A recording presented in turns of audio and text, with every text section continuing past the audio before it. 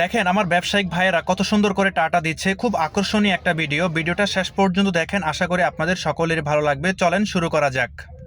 আসসালামু আলাইকুম, সবাই কেমন আছেন? আশা করি সবাই ভালো আছেন, আলহামদুলিল্লাহ। স্বপ্ন যাবে বাড়ি 2.0 যাত্রী সবাই নিয়োজিত রয়েছে। আমি মোহাম্মদ আমজাদ। এই মুহূর্তে আছি আমার নিজ গ্রামে, নিজ বাড়িতে। গা গোসল করে রেডি হয়ে গেলাম, টিপের উদ্দেশ্যে চলে আসলাম নিজের গাড়ির কাছে।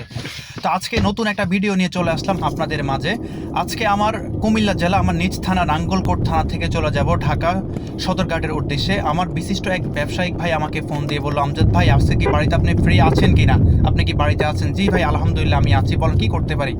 ভাই ব্যবসার কিছু মালামাল লাগবে, যাবো আপনাকে নিয়ে সদরঘাট, আপনি কি যাবেন? হ্যাঁ ভাই আলহামদুলিল্লাহ, আমার কাজই তো হচ্ছে এটা, আমি এখন চলে আসছি, দেখতে পারতেছেন চলে আসছি।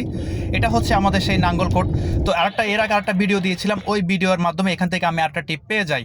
তো চিন্তা করলাম এই কলেজ মাঠের মধ্যে আমার গাড়িটা রেখে ওদের সাথে একটু দেখা করে আসি। মার্কেটে গিয়ে দেখি, ওরে আল্লাহ রে ও মা, দেখেন আপনারা, মহিলা ছাড়া কোনো কথাই নেই। তো আমাদের ব্যবসায়ী, যে বিশিষ্ট ব্যবসায়ীদের কাছে একটু ক্যামেরা ধরলাম, তারা কত সুন্দর করে হাই দিচ্ছে। আরেক ভাইয়ের কাছে গেলাম, তিনিও কত সুন্দর করে হাই দিচ্ছে। আরেক ভাইয়ের কাছে যাচ্ছি, উনি কত সুন্দর হেসে হেসে টাটা দিচ্ছে। মানে এখানে আমার সবাই পরিচিত মানুষ। এই ভাই, ওনাকে নিয়ে যাবো আর কি ঢাকা সদরঘাটের উদ্দেশ্যে। তো দেখতে পারতেছেন সবাই শুধু হাই দিচ্ছে। আর আমার এই ভাই কি বলে শুনুন।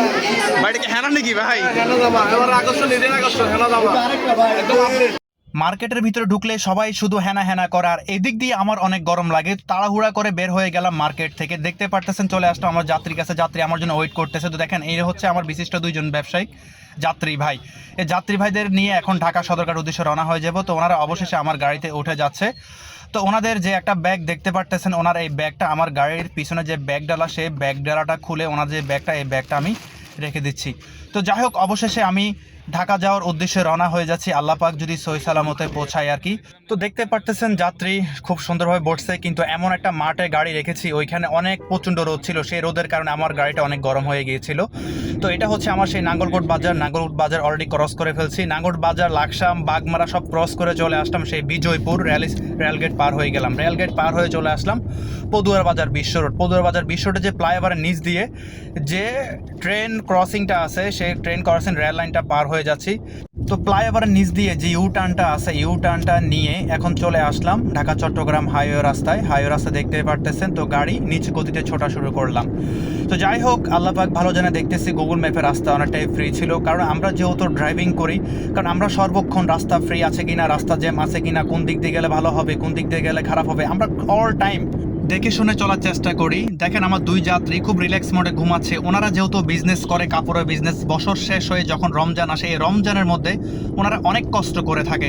কারণ ঠিকমতো তারা রাতে ঘুমাতে পারে না, দিনে ঘুমাতে পারে না। এখন যেহেতু ওনারা ঢাকায় যাচ্ছে বিজনেসের কাজে, সেই ক্ষেত্রে বাইরে প্রচণ্ড গরম, গাড়ির ভিতরে এসে চলতেছে, তাই জন্য ওনারা খুব রিল্যাক্স মোডে ঘুমাচ্ছে। তো অবশেষে আমার গাড়ির গ্যাসটা শেষ হয়ে যায়, চলে আসলাম গ্যাস পাম্পে, গ্যাসটা নিয়ে নিলাম। অবশেষে আমার গ্যাসটা নেওয়া শেষ। গ্যাসটা শেষ হওয়ার পরে যেহেতু জোরের সময় নামাজটা পড়ে নিলাম, নামাজটা পড়া শেষ হওয়ার পর আবার ঢাকার নিচ গতিতে ছোটা শুরু করলাম। তো এসে দেখি ওনারা ঘুম থেকে উঠে গেছে, ঘুম থেকে উঠে ওনারা কথা বলতেছে। তো যাই হোক, এখন আমি বর্তমানে আছি ইলটগঞ্জ বাজার পার হয়ে গেছে। ইলটগঞ্জ বাজার পার হয়ে গুগল ম্যাপে দেখলাম যে রাস্তা মোটামুটি ফ্রি আছে। তো ইলটগঞ্জ বাজার পার হয়ে চলে আসলাম গরিপুর বাজার ক্রস করে ফেলতেছি। তো চলে আসলাম দাউদকান্দি টুল প্লাজায়। সে দাউদকান্দি টুল প্লাজায় এসে আমি তো পুরাই অবাক, যে দাউদকান্দি টুল প্লাজায় বিশাল লম্বা জ্যামের সিরিয়াল থাকে, আজকে একদমই ফ্রি। তো অবশেষে টুলটা দিয়ে বাকি যে টাকাটা, সেই টাকাটা নিয়ে নিলাম। তো দাউদকান্দি ফ্লাইওভার ওঠা শুরু করলাম।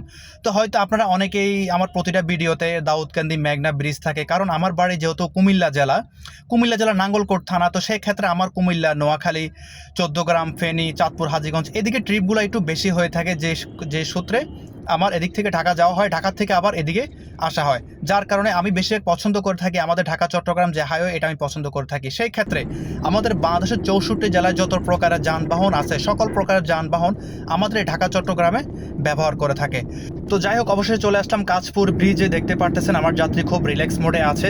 তো চলে আসলাম চিটাং রোডটা পার হয়ে চলে আসলাম সাইনবোর্ড। তো সাইনবোর্ডে এখানে আসলেও কিন্তু জ্যামজট না থাকলেও কিন্তু এখানে কিছু প্রায় 1 কিলোমিটার রাস্তা, মানে এত পরিমাণ উঁচা নেচো, মানে এত পরিমাণ গাড়ির ক্ষতিগ্রস্ত হতে হয়, তা ভাষায় প্রকাশ করা যাবে না। তো অবশ্যই চলে আসলাম যাত্রাবাড়ি মোড়ে এসে একটু ট্রাফিক ছিল, যাত্রাবাড়ি ফ্লাইওভার নিচ দিয়ে যাচ্ছি। আর নর্মালি ফ্লাইওভার উপরে এমনি জ্যাম থাকে, যেহেতু আমি যাব সদরঘাট। তো সদরঘাট যে জুরাইন যে রাস্তা, পুরান ঢাকা যে রাস্তা, সেই রাস্তা ব্যবহার করে প্রায় সদরঘাটের কাছাকাছি চলে আসছি। তো যাই হোক, অবশ্যই চলে আসলাম। আমার যাত্রী কি বলতেছি একটু শোনেন।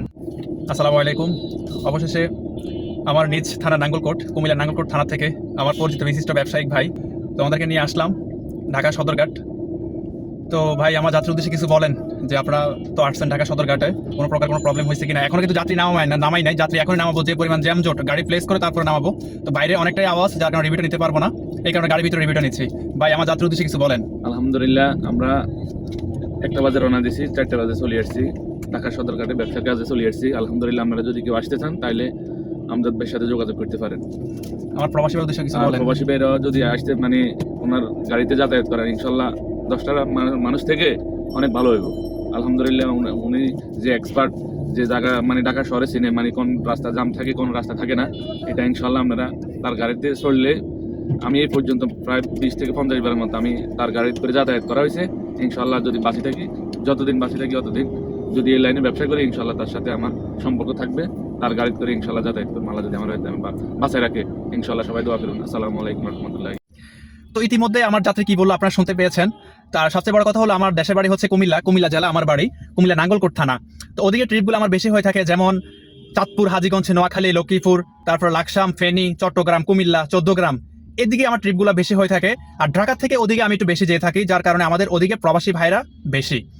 আর আমি থাকি হচ্ছে ঢাকা এয়ারপোর্টের পাশেই আমি থাকি। তো যারা ঢাকা থেকে আপনার গন্তব্যে পৌঁছাতে চান, আমার সাথে কন্ট্যাক্ট করতে পারেন। আর বিশেষ করে প্রবাসী ভাইদের দৃষ্টি আকর্ষণ করতেছি, আপনারা দীর্ঘ অনেক বছর প্রবাস জীবন কাটিয়ে পরিবারের জন্য অনেক মূল্যবান কিছু নিয়ে আসেন। দিন শেষে একটা ভুল করে থাকেন, সে একটা ভুল হচ্ছে আপনি এয়ারপোর্ট থেকে একটা অপরিচিত গাড়ি ভাড়া করে, আপনি সেই অপরিচিত গাড়ি ভাড়া করে যে আপনার পরিবার কাছে গন্তব্যে পৌঁছাতে পারবেন তার কোনো গ্যারান্টি নাই। যাই হোক, আমি আমজাদ চলে আসলাম আপনাদেরকে সেবা দিতে। যারা আপনার গন্তব্যে পৌঁছাতে চান, ইনশাল্লাহ আমার সাথে যোগাযোগ করতে পারেন। আল্লাহ রহমতে সহি সালামতে আপনার পরিবারের কাছে পৌঁছে দেবো, ইনশাল্লাহ পৌঁছাবে আল্লাহ তাআলা, আমি জাস্ট উছিলা।